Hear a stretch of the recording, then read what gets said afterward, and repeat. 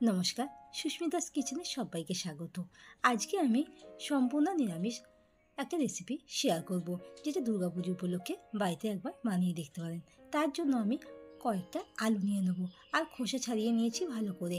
এরপর আলুর মধ্য থেকে স্কুপ করে নেব, যাতে আলুর ভেতরে যে অংশগুলো আছে সেগুলো বার করে নেব। একইভাবে আমি সব আলুর ভেতরে অংশগুলো বার করে একটা জায়গায় রেখে দেবো, আর আলুগুলো একটা পাত্রে জলের মধ্যে রেখে দেবো।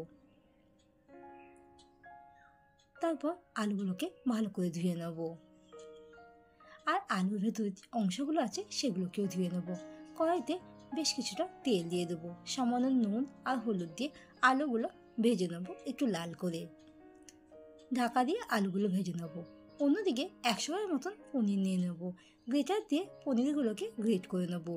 আলুর এক সাইডটা ভাজা হয়ে গেলে সেম একইভাবে উল্টো দিকটা আলুগুলো ভেজে নেব।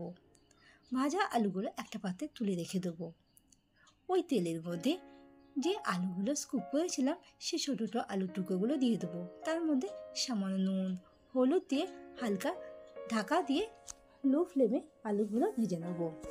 ততক্ষণে মিক্সার জারের মধ্যে আদা, গোটা জিরে, টমেটো আর সামান্য জল দিয়ে একটা মিহি মিশ্রণ করে নেব।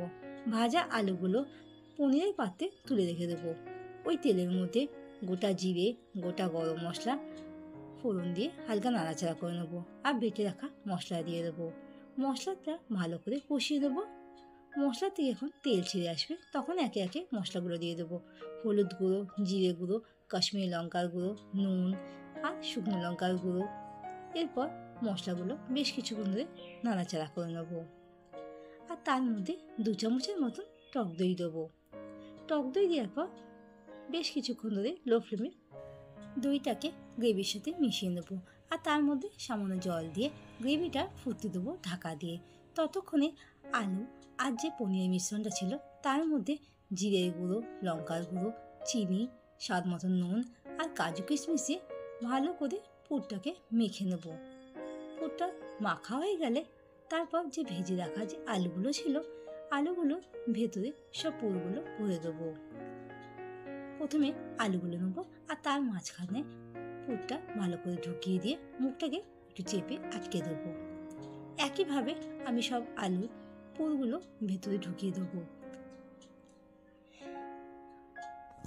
আলু পুরগুলো ঢোকানো হয়ে গেলে একটা পাত্রে আলুগুলো রেখে দেবো, আর যে অবশিষ্ট পনিরের মশলাটা ছিল সেই মাখাটা গ্রেভির মধ্যে দিয়ে দেবো, যাতে গ্রেভিটা একটু ঘন হয়। তারপর পুর ভরা আলুগুলো গ্রেভির মধ্যে দিয়ে দেবো, ঢাকা দিয়ে লো ফ্লেমে আলুর দমটা হতে দেবো। অন্যদিকে 100 গ্রামের মতন বিউলির ডাল আমি 2-3 ঘন্টা আগে ভিজিয়ে রেখে দিয়েছিলাম। বিউলির ডালটা দিয়ে দেবো মিক্সার জারে। তার মধ্যে কেটে রাখা আদা, কাঁচা লঙ্কা আর মৌরি দিয়ে একটা মিহি মিশ্রণ তৈরি করে নেব। মিশ্রণটা যখন এই স্টেজে থাকবে তখন আমি 2 চামচের মতন একটা বাটিতে তুলে রেখে দেবো।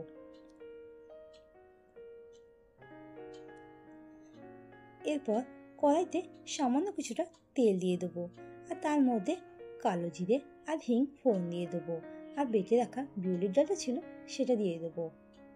মশলাকে বেশ কিছুক্ষণ ধরে কষিয়ে নেবো, আর মিক্সার জারে বাটি দিয়ে রাখা ডালটা সামান্য দিয়ে দেবো।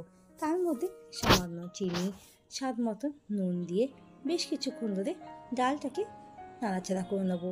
খেয়াল রাখবেন যাতে নিচে লেগে না যায়। কনস্ট্যান্ট নাড়াচাড়া করতে লাগবেন। যেরকম আঠালো ভাবটা যখন হয়ে যাবে ডালে, তখন একটা জায়গায় তুলে রেখে দেবো। একটা প্লেটের মধ্যে বা থালার মধ্যে বেশ কিছুটা ময়দা নিয়ে নেব।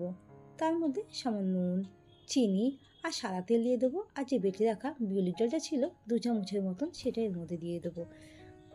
ভালো করে সবগুলোকে মিশিয়ে নেব।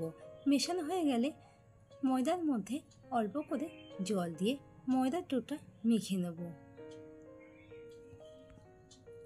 ময়দাটা মাখা হয়ে গেলে সামান্য কিছুটা তেল দিয়ে ময়দার ডোটা 5 মিনিটের জন্য রেস্টে রেখে দেবো ভেজা কাপড় দিয়ে। আলুর দমে এক সাইডে যখন হয়ে যাবে তখন স্প্যাটুলার সাহায্যে বা খুন্তির সাহায্যে উল্টে দেবো আরেক সাইডটা হওয়ার জন্য। এরপর আবার ঢাকা দিয়ে 5 মিনিটের জন্য উল্টো দিকটা আলুগুলো সেদ্ধ হতে দেবো। ময়দার ডো থেকে একটু বড় সাইজে লেচি কেটে নেব। লেচির থেকে রাধাবল্লভী লেচিগুলো একটু সাইজে বড় হয়, তাই খেয়াল রাখবেন লেচিগুলো একটু বড় সাইজের হয়। এরপর যে ডালের পুরটা ছিল সেইগুলোকে গোল বলের আকারে তৈরি করে নেব।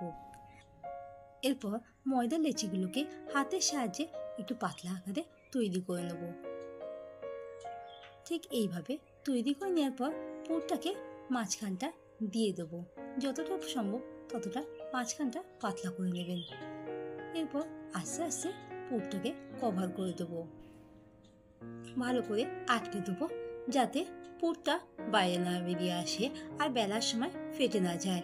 এরপর হাতের সাহায্যে গোল পাকিয়ে নেব। একইভাবে সব রাধাবল্লভীগুলো তৈরি করে নেব। আলুর দমটা অলমোস্ট কমপ্লিট হয়ে গেছে। ওপর দিয়ে কিছুটা গরম মশলা দিয়ে এটা পাত্রে রেখে দেবো। কড়াইতে বেশ কিছুটা সাদা তেল গরম করতে বসিয়ে দেবো। ময়দার লেচিগুলো সামান্য কিছুটা তেল লাগিয়ে রাধাবল্লভীগুলো বেলে নেব। একইভাবে আমি সব রাধাবল্লভীগুলো একটু বড় সাইজেরই বেলে নেব। কড়াইতে বেশ কিছুটা তেল গরম করতে বসিয়ে দিয়েছিলাম। তেলটা গরম হয়ে গেলে একে একে রাধাবল্লভীগুলো ভেজে নেব। এক সাইডে যখন লাল হয়ে যাবে তখন উল্টো দিকটা উল্টে দেবো। আশা করব ভিডিওটা ভালো লেগেছে। ভালো লাগলে বাড়িতে একবার এই পদ্ধতিতে তৈরি করে দেখবেন। আর লাইক আর শেয়ার করার অনুরোধ রইল। আর আমার চ্যানেলে নতুন বন্ধু হয়ে থাকলে চ্যানেলটিকে সাবস্ক্রাইব করার অনুরোধ রইল। ধন্যবাদ পাশে থাকার জন্য। দেখা হবে নতুন ভিডিও নিয়ে।